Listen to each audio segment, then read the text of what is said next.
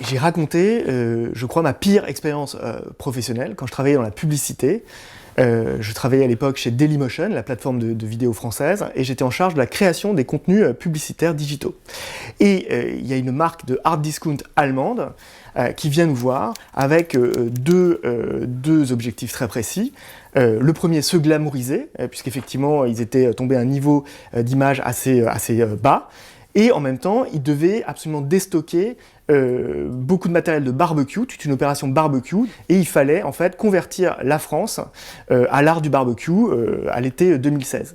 Et moi, ce que je vais leur proposer, c'est une émission de télé-réalité de cuisine, une parodie d'émission de télé-réalité de cuisine, dédiée pour la première fois à l'art du barbecue. Et pour que le genre soit réaliste, on va convoquer dans ce programme des vedettes de la télé-réalité un petit peu défraîchies, mais aussi des youtubeurs, des instagrammeurs, tous immatures, mais pour le côté digital, social.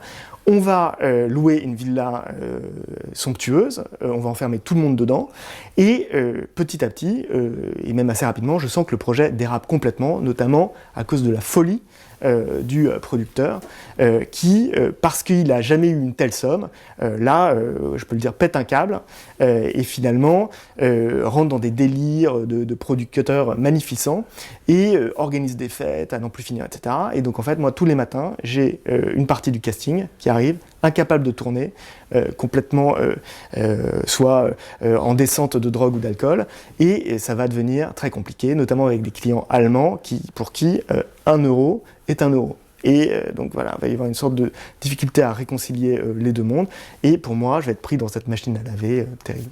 Moi, au début, en fait, j'avais pas tellement prévu d'écrire quelque chose de drôle. Moi, j'ai pas la prétention d'être comique, etc., etc. Mais comme cette histoire m'est tombée dessus, comme quand je la racontais autour de moi dans les dîners et que les gens étaient pliés en quatre ou complètement consternés en me disant mais tu peux pas laisser passer ça, il faut absolument que tu l'écrives, tu as vraiment une matière à écrire. À ce moment-là, voilà, je me suis prêté au jeu et effectivement, en l'écrivant, je me suis rendu compte qu'il y avait tellement de péripéties, tellement de choses incroyables, qu'effectivement, ça avait sans doute une valeur. Et donc, dans ce livre, je raconte les péripéties d'Odalie Summer, de Vince Leclerc, de Will Ahmed, de Tama Tonnerre et plein d'autres. Et j'imagine qu'ils sont assez faciles à reconnaître. Et ça fait aussi le sel, je crois, de ce livre.